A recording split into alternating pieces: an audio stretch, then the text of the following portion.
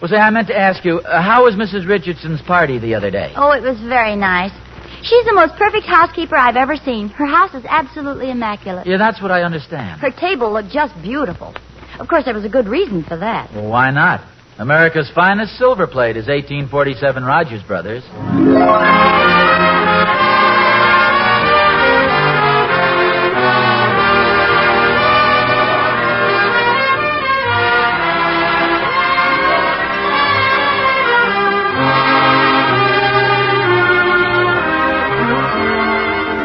America's finest silver plate is 1847 Rogers Brothers. From Hollywood, International Silver Company, creators of 1847 Rogers Brothers Silver Plate, presents The Adventures of Ozzie and Harriet, starring America's favorite young couple, Ozzie Nelson and Harriet Hilliard.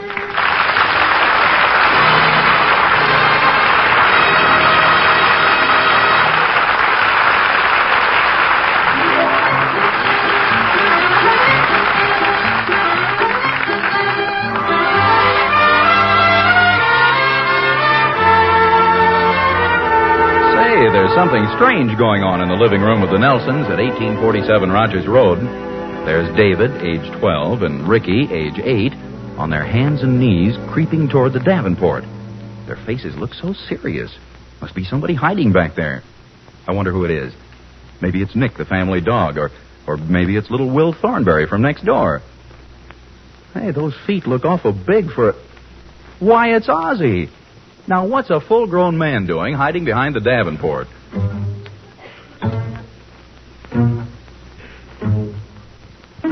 We got you! Okay, fellas, okay, you caught me. I surrender. Gee, Pop, you aren't playing right. We're supposed to be the cowboys, and you're a bad Indian. Well, I'm doing the best I can. You're supposed to show a little fight. Well, I've been saying bang, bang, but you guys won't fall down. You've been missing us. According to the laws of Fort Nelson, you're entitled to a trial. I vote we shoot him. I vote we shoot him, too. It was hardly worth getting the judge out of bed for. Indian, have you any last words? Yeah, me quit. You can't quit, Pa. David, this is the third time you've captured me, and it's the third time I've been sentenced to be shot, and I quit. Don't quit now, Pop. Let us capture you once more, like the first time when we tied you up. Well, okay, just once more, though. We Indians have other things to do. This afternoon I have to pose for a new nickel.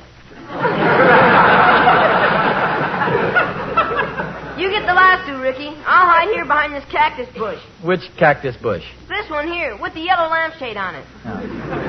You know, this time I think I'll surprise you guys and show a little fight. I think it's about time the Indian tied up two rather short cowboys. That's what I've been saying, Pop. You've been making it too easy. You get him from that side, Ricky. I'll get him from this side. Grab his feet, David. Throw the lasso.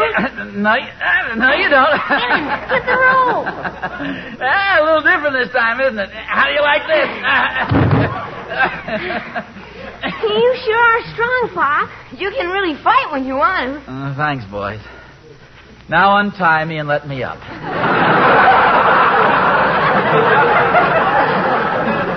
Unloosen it over there, Ricky. Yeah. That's it. Now you can get up, Pop. Yeah. Watch your foot. Oh, holy smokes. You really busted it, Pop. What was that? Nothing, Harriet, nothing serious. I'll see you later, Pop. Come on, Ricky. Ricky? He's already gone. Oh, Ozzie, for goodness sakes, my antique vase. Well, I couldn't help it. I bumped into it accidentally. Besides, antiques are supposed to look old. Certainly looks much older now. The whole living room looks older. What happened to the scatter rugs? Oh, they're scattered around. The place looks like a cyclone hit it. Oh, Harriet, don't be so fussy. I don't mind telling you I'm getting pretty tired of straightening things up around here. The more work I do, the messier the place looks. Well, suppose it does look a little disorderly now and then. After all, it's a home. People live here. That's no reason for it to be messed up all the time. It isn't. Do you know anybody's home that looks nicer than ours? Yes, I do. Mrs. Richardson's, for one. Her place looks absolutely immaculate all the time. Well, she doesn't have any children to mess the place up. Don't forget we have two. We have three. Here, pick up your Indian hat, Tonto.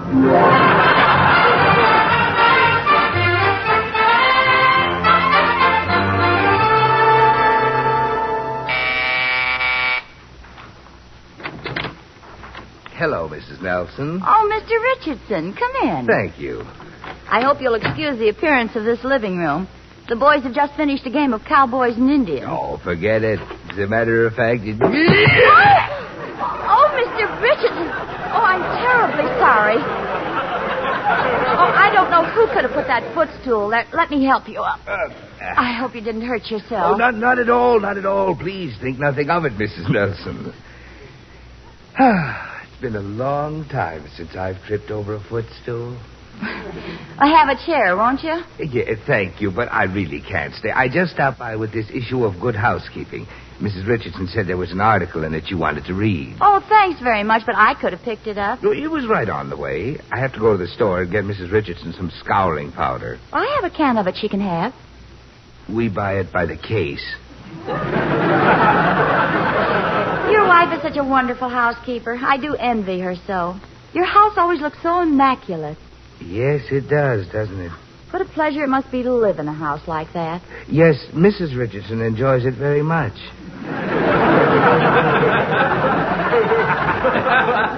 She used to be a bacteriologist, you know. Oh, please sit down. You can stay for a few minutes, can't you? All right, I will. Oh, my goodness. I guess one of the boys left his pencil box on the chair. I'm so sorry, Mr. Richard. No. It's quite all right. It's been a long time since I've sat on a pencil box. I wish I'd known you were stopping by. I could have at least given the house a quick going over. Oh, really, Mrs. Nelson? It looks wonderful, very comfortable. It reminds me of our house back home when I was a boy. Well, we have 2 youngsters, and you know how boys are about keeping things orderly. May I ask you a very direct question, Mrs. Nelson? Of course. Well, you've seen my wife at various social affairs. You've played bridge with her, seen her at club meetings. Yes. How does she look without a dust cap?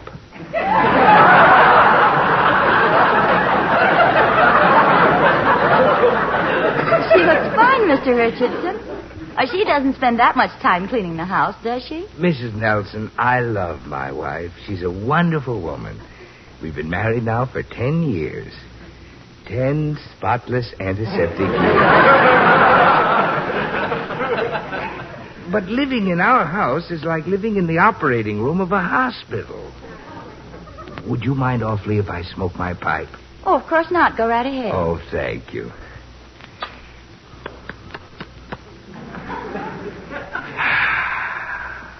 Oh, you're very kind. Been a long time since I've smoked in the house. What a wonderful day. Tripped over a footstool, sat on a pencil box. Now I'm smoking my pipe. Why don't you put your feet up on the hassock? Make a day of it.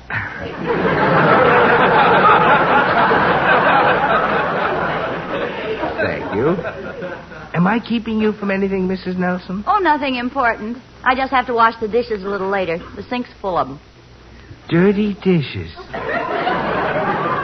Could I see them?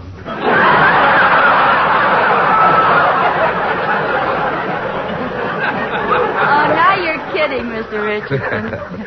Perhaps a little. But I do mean this, every word of it. Don't ever change anything about this house, Mrs. Nelson. It's perfect. As I walked in the door, something seemed to say, this is a real home. People live here. Happy, comfortable people.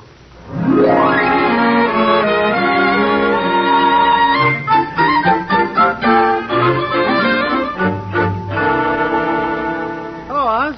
Oh, hiya, Thorny. Oz, you're just the man I've been waiting for. I have a present for you. Present for me? Yes, sir. I've been cleaning up the yard, and I came across an old boiler.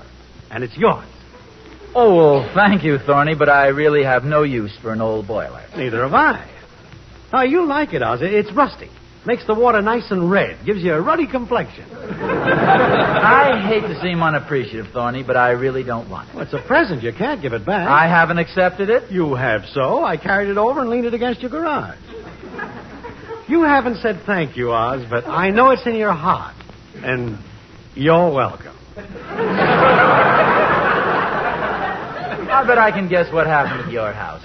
Catherine pushed you outside to clean up the yard. What a ridiculous idea. The same thing at our house. Harriet's on a cleanup campaign, too. She just practically drove me out of the house, gave me a big lecture about keeping things neat and Well, tight. as a matter of fact, I think she's right. You're kidding. No, I'm not, Oz. I really mean it. Just think of all the things a woman has to do around the house. She does the cleaning, the cooking, the shopping, taking care of the kids, and the sewing, the mending, the laundry. The least we men can do is cooperate. Try to make her job a little easier. Well, maybe you're right, Thorny. Well, of course I am. Matter of fact, until you started talking about it, I never realized what a wonderful job Catherine does around our house. Work, work, work, all day long, 7 days a week.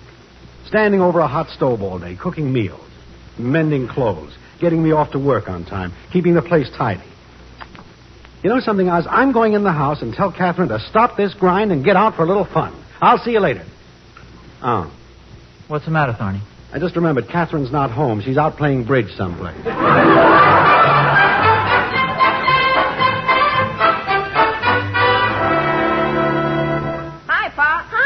Hello, boys. Ricky, are those your books on the hall stairs? Yes, they are. Well, take them upstairs, will you, please? Okay. As a matter of fact, fellows, from now on, we're going to be a little more careful about keeping things neat around here. Are we going to have company? No, it has nothing to do with company. It's just that we've got to start showing a little consideration for your mother. I just went upstairs, and there was a towel lying right in the middle of the bathroom floor. Somebody just thrown it down. Wasn't me, Pop. It wasn't me. I haven't washed my hands for a couple of days.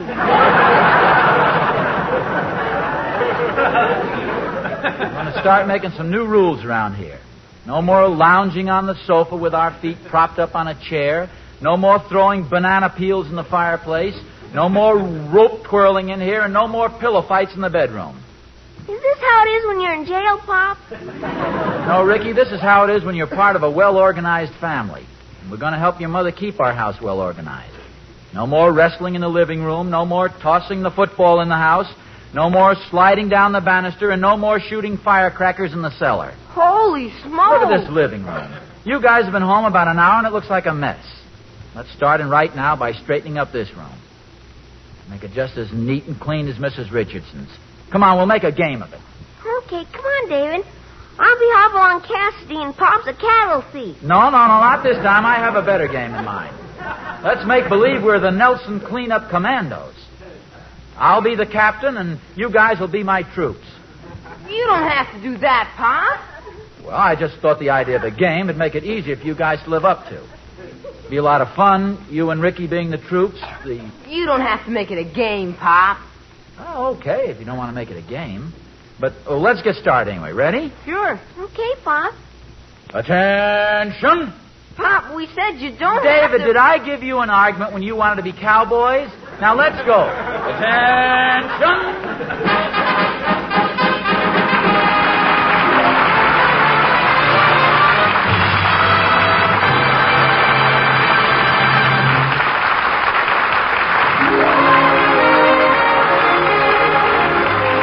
Guys, I sure hate to see the Nelson house get like the one poor Mr. Richardson lives in. But if that's the way Harriet wants it, that's the way it'll have to be. It's the woman who makes the rules, you know. It's been that way for years. And it's still the thing to do. Just the way it's still the thing for a guy and his girl to go for a stroll on Sunday afternoon. And it's still the thing, when that young couple are married, to own 1847 Rogers Brothers, the finest silver plate in America. Yes, now, as over a century ago, 1847 Rogers Brothers is the right choice for silver plate whose beauty and workmanship is unexcelled.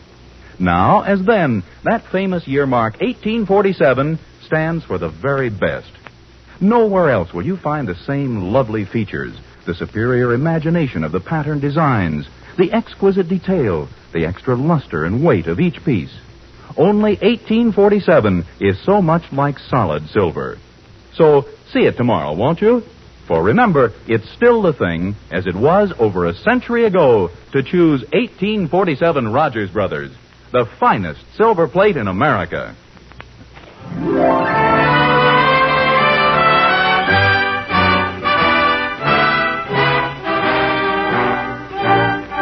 Man's work is from sun to sun, but a woman's work is never done. Yes, it's an old familiar saying, but it's based on years and years of experience. Through the ages, historians have recorded proof that man never changes. back in the old Roman Empire, there was Antony and Cleopatra. Anthony? Here in the milk bath, Cleo. Anthony, I'm getting tired of this. You always leave your things lying around. The trophy room's a mess. But, baby. From now on, I want the place kept in order. But, baby. I mean it. Starting today, when you've finished your milk bath, don't leave the empty bottles in the tub.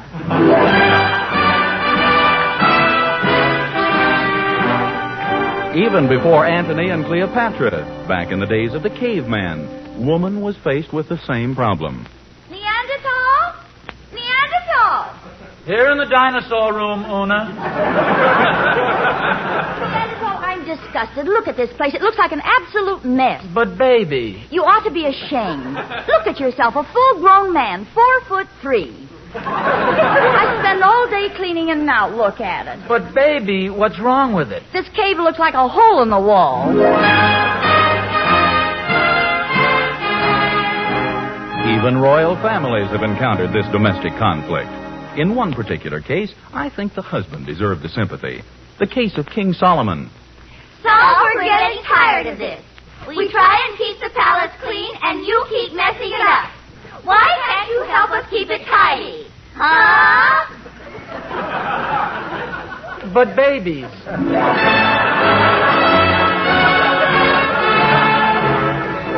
Today, at 1847 Rogers Road, 3 sturdy souls have set forth to rectify this injustice. Now, with contented smiles and aching backs, they carefully seat themselves in the living room, which they have put in order. Not a spot, not a smudge, not a thing out of place. Yes, it's a pretty self-satisfied Ozzie, David, and Ricky that greet Harriet as she enters. Oh, well, hello. So quiet, I didn't think anybody was in the house. A home should be quiet, Harriet. I'm wearing my wool pants because my corduroys make too much noise when I walk around. What happened to the living room? It's so clean. The way a home should be.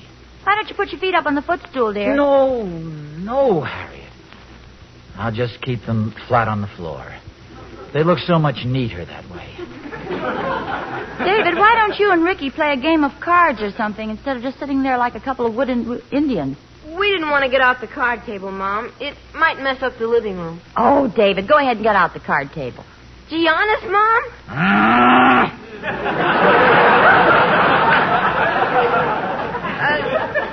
No, thanks. I guess we'll just sit here like a couple of wooden Indians. I can't get over this house looking so neat and clean. Well, we've done a pretty good job, don't you think? I ran the vacuum. I dusted. And I washed the windows. Look at that one, not a speck on it. It's so clean it doesn't even look like it's there. It isn't, Pop. I left it open.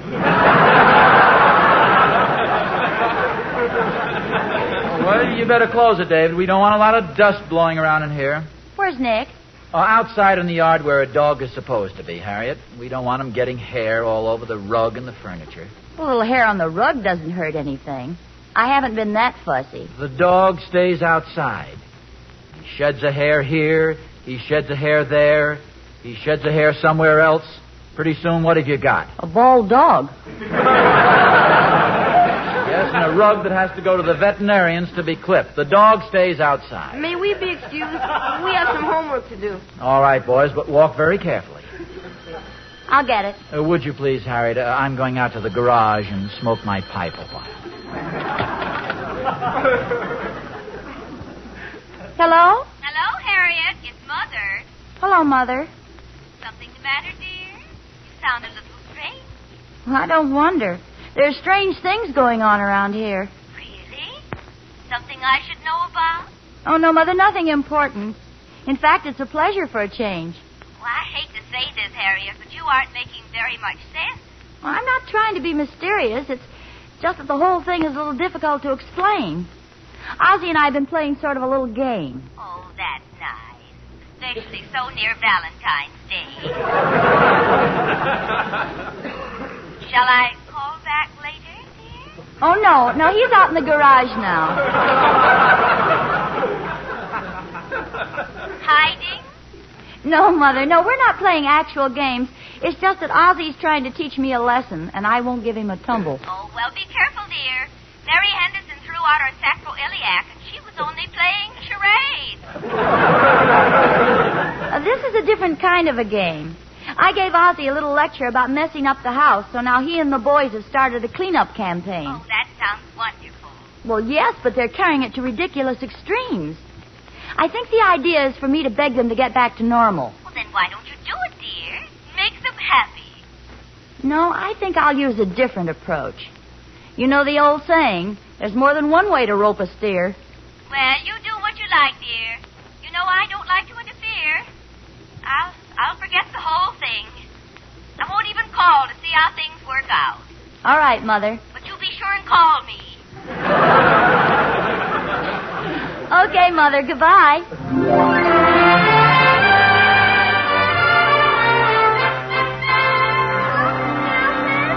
Oh, hi, Emmy Lou. What are you doing out here in the garage? Mrs. Nelson's trying to keep the house clean, and I get ashes on the carpet. So. Daddy says it keeps the moths away. Well, maybe so, but the smoke curls up through the curtains, and I kind of like to lean back on the couch, and that crumples up the pillows. But my goodness, Mr. Nelson, a man has a right to be comfortable in his own home. Well, after all, this garage is part of our home, and you'd be surprised. It's not too uncomfortable lying here on the concrete.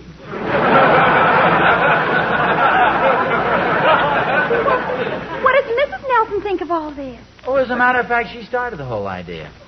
Frankly, Emmy Lou, she was getting pretty darn sick and tired of cleaning up the house, only to have us come along and mess it all up, she said. Do you want my opinion, Mr. Nelson? I think this whole thing is a dangerous threat to your home and happiness. Well, I don't see how. I read a book once where a woman became obsessed with keeping her house clean. It was awful. She worked from morning till night, cleaning. It began affecting her. She began to change in appearance. Her neck grew longer. She wore an old black smock. Her feet grew together. And at the end of the book, she wasn't a woman any longer. She was a vacuum cleaner.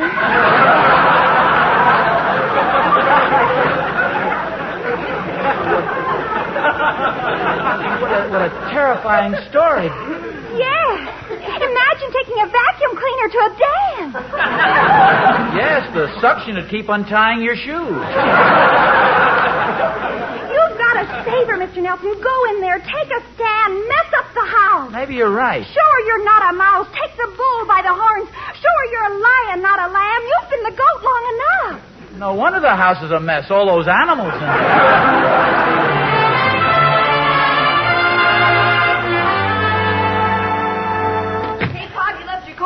Table. Yes, I know I did. Where are your coats, boys? In the hall closet. The hall closet? Throw them on the Davenport where they belong. Oh, boy. Pa's being tired of being clean. No, it's not that, boys. Not exactly. I'm doing it for your mother. See, it's dangerous to have a house that's too neat. It can do things to you. It can change your appearance. Ricky, don't pucker up your lips like that. You look like a vacuum cleaner. I don't understand, Pa. Simply this. We're going to change this antiseptic tomb we've been living in back to a comfortable home. We'll start by dropping this potted ivy right on the floor. Gee, Pop, that'll make an awful mess. What'll Mom say? Oh, she'll probably rant and rave for a few minutes, fly off the handle. We can't help that. It's for our own good. Now, where's a good spot? Here, David, take this and drop it right over there on the floor. Me? Oh, no, Pop. Why don't you do it?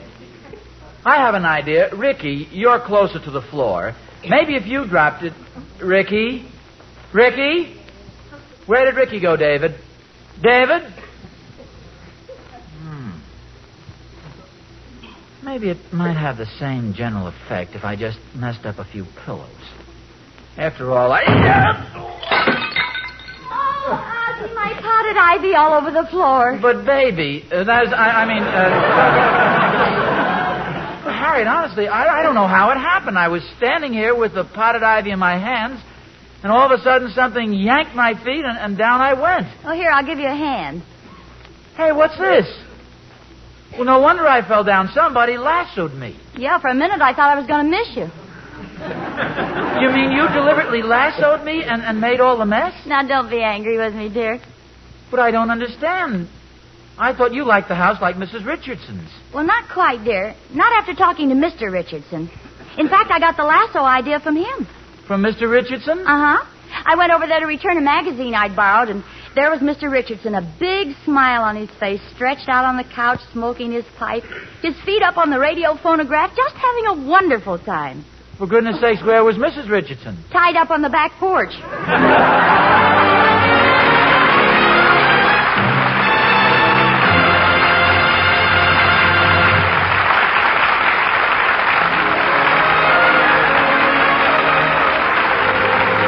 and Harriet will be back in just a moment. Well, now, that's the way things ought to be. Natural, livable. And it was Harriet who said it straight, too. There are a lot of wives who could take a lesson from Harriet, all right. A lot of wives get hysterical over the tiniest bit of dust and blow their tops when some little thing is out of place. Practically make you take off your shoes when you come in the house. Your wife like that? Heck no. My wife's swell. Maybe that's why I bought her that set of 1847 Rogers Brothers last week. And you know, Mr. Smith, you're absolutely right about that 1847 silverware. It's really great, isn't it? Really beautiful workmanship. Well, where else but in 1847 Rogers Brothers could you find those gem-like open-work knife handles, for example? Or the extraordinary height and depth of the beautiful ornamentation? And then there are the striking patterns themselves. Each one, you know, adoration, eternally yours, first love, and remembrance, is designed to suit an individual taste and preference. I was pretty impressed with the price of 1847 Rogers Brothers, too. Hasn't gone up a cent since 1945. Oh, that's a wonderful thing, all right. And gosh, I bet you're getting lots of attention since you gave your wife that set. As a matter of fact, Mr. Smith, she's been so busy showing it to everybody on Rogers Road that I've hardly seen her. Wish she'd settle down. The house is beginning to look all upset. Well, you got to expect that kind of reaction, you know. After all, 1847 Rogers Brothers is the finest silver plate in America. Oh, and by the way, there's an interesting story and color pictures of the Nelson family in the March issue of Movie Stars Parade magazine.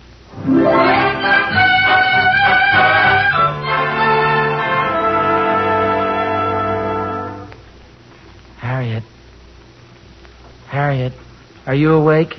Just about. What's the matter? Something's been preying on my mind for hours. Where did you learn to use a lasso? Go to sleep. Fine chance with this thing running through my brain. What's running through your brain? The thought of you and that lasso. You're too good with it. I keep thinking back to our wedding day. What about it? Tell me the truth. Was I roped in?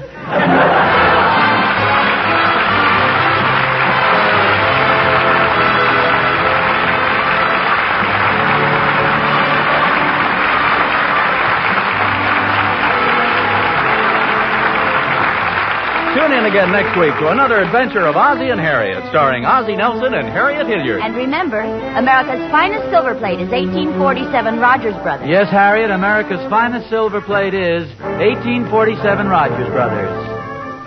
Appearing in support of Ozzie and Harriet were John Brown, Tommy Bernard, Henry Blair, Janet Waldo, Lorene Tuttle, and Marvin Miller. Original music was composed and conducted by Billy May. This program originates in the Hollywood studios of the National Broadcasting Company and is also broadcast over the Trans-Canada Network of the Canadian Broadcasting Corporation. This adventure of Ozzie and Harriet will be transmitted to our men and women overseas by shortwave and through the worldwide facilities of the Armed Forces Radio Service. How much will $10 buy today? Well, for one thing, a 22.5-pound care food package for any individual or group in 11 countries in Europe and in Japan, Korea, and Okinawa. It will feed a starving baby for the first 3 months of his life. It will buy enough all-wool material to make a full suit for an adult man. It will buy 2 all-wool blankets to keep the cold of winter and despair from a shivering heart. $10 buys a lot. So send your check today to CARE, New York City, New York. In Canada, address CARE at 193 Spark Street, Ottawa. This is Vern Smith speaking.